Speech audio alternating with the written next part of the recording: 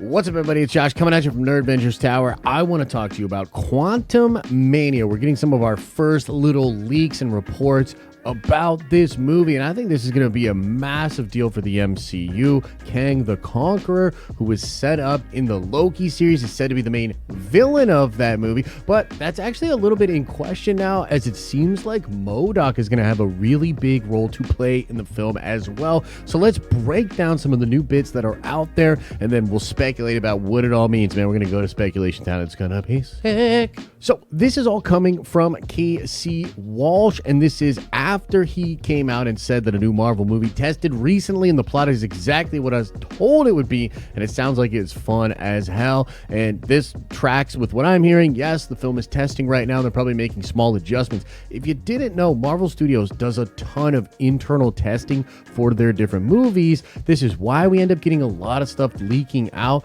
but it's also why, for the most part, the movies hit a certain level of quality. It's part of the reason that the MCU works so well. So here's what he says in response to that. He says, takes place primarily in the quantum realm. So the entirety of the movie is going to take place primarily in the quantum realm. Kang versus Krylar, and we'll talk about Krylar in just a second. It's highly believed that this will be Bill Murray's character in the movie, and that's wild because Krylar is a very obscure character. I think he's in one issue of a Hulk comic that takes place in the Microverse, but we'll talk about that in a second. MODOK is in it, which, we'll talk about in a second here, because that's going to get really wild. Cassie Lang becomes a hero, but there's no Young Avengers. The ending is Chef's Kiss, possibly sets up another team. Okay, so let's talk about this thing taking place mostly in the quantum realm. That's fascinating, but I think you're going to see things like that Quantum City from Ant-Man and the Wasp finally pay off. I think we'll get more of an explanation for what that is. And also, Janet Van Dyne spent a lot of time in the quantum realm and has new powers and abilities that can do universal stuff. Remember that the character of Ghost is being ripped across different universes. She's phasing in and out of different parts of the multiverse due to the quantum energy from the quantum realm, and she's able to be cured by Janet Van Dyne just by touching her. So Janet was in the quantum realm for a long time. She likely knows a lot about the ins and outs of it, and I think you're going to see full-scale worlds, planets, and massive battles all taking place within the quantum realm. This is fascinating to me because I heard that they're getting some huge designers, some people that have worked on like Star Wars and other epic movies like that, and I heard this movie is going to have massive space battles and really crazy things going on like that, and it's possible that all this crazy stuff is going to happen inside the quantum realm. Therefore, it's not really going to affect the wider like Earth or universe or multiverse that we've been messing around lately with Marvel. I actually find that to be really, really interesting. Kang versus Krylar. Okay, so this is very likely happening in the quantum realm. Like, he says this is where the majority of the film takes place, and Kang the Conqueror and different versions of him are going to be sprinkled throughout the multiverse in Phase 4 and beyond. And we know that the quantum realm is capable of doing time travel, as in Avengers Endgame, the time heist sequence is all done via the quantum realm, Pym particles, and all of that. So Kang,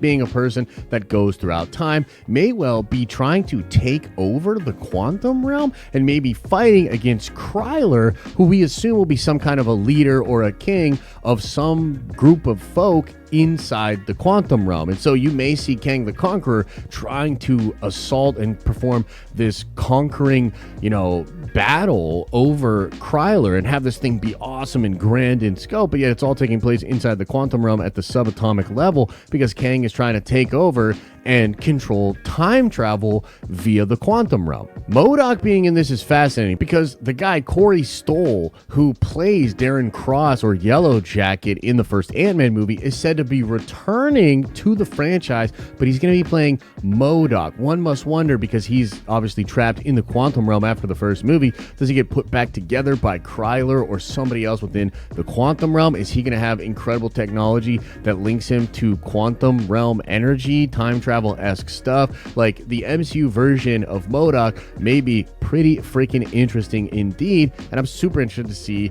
this dude come back and be in this role. Cassie Lang becoming a hero, becoming maybe stature or taking those steps is super important. I think this will be a big deal for the Young Avengers or for her becoming an Avenger eventually, but I'm actually kind of okay with it not being a Young Avengers movie. They're just going to focus on Cassie more or less becoming a hero in this movie, which is good. And then they can take her, put her into maybe the Children's Crusade thing, have her be a part of the Young Avengers or something like that. Now, the idea of the ending being amazing, being a chef's kiss, and setting up another team, I actually think has to do with the Fantastic Four. Because if you read in the comments of what Casey was saying here, he does imply that it's possible the road to the Fantastic Four is set up via the ending of this movie. And we haven't really heard too much about what they're going to do with the Fantastic Four, but it's rumored to be taking a lot from the Star Trek idea and perhaps some kind of a voyage out there in the universe or the multiverse, and maybe they will link up to some evidence that the Richards family or somebody else is already on some kind of a venture, either through time, space, reality, or the multiverse. That would be fascinating. And I just gotta say, a lot of this stuff sounds super hyped up for me. I love the idea of it being grand in scale, massive battles, all kinds of crazy science fiction, like feeling a lot like Star Wars with these two great powers fighting against each other, Kang the Conqueror doing Kang the Conqueror things. And I think it's kind of awesome and hilarious that this would all be confined to the subatomic particle level of the multiverse, so we don't have to affect 616. It's not going to be like Eternals where you're like, bro, what did everybody think of that friggin' huge face in the sky? That's wild AF. I wonder if that's ever going to get brought up again. Like, we won't have continuity, things like that to worry about. I also love the idea of Bill Murray playing some kind of a dude, like, you know, either like anti-hero-ish or like mysterious. He's a green-skinned kind of crazy multiversal dude that like shrinks the Hulk down to the subatomic part. Like, there's weird stuff if you go back, and again, he's only in one comic book ever, but there's really weird stuff done in that comic book, so I'm kind of like down to see what that's going to look like. And I like Bill Murray a lot, so I expect that to be kind of awesome and hilarious. Jonathan Majors as Kang the Conqueror, I expect to be really menacing and to be a totally different version of the character that we met in the Loki series, and so I'm quite into that as well. And I actually don't expect the film to deal with the multiverse all that much, but it's very possible that Kang's already aware of the multiverse, and he may bring up some elements that will tease certain beats that are going to take us towards Secret Wars or towards another multiversal war. So I think they're really going to go there with that, but it's not going to be as straight multiversal as what you get in Multiverse of Madness. So there's the report and my thoughts on it. I definitely want to know what you guys think about this. Does this get you excited? What do you think is going to go down in Ant-Man and the Wasp? Let me know your thoughts in the comment section below. It's not Ant-Man and the Wasp, it's Quantumania. You get what I'm saying. Let me know your thoughts in the comment section below.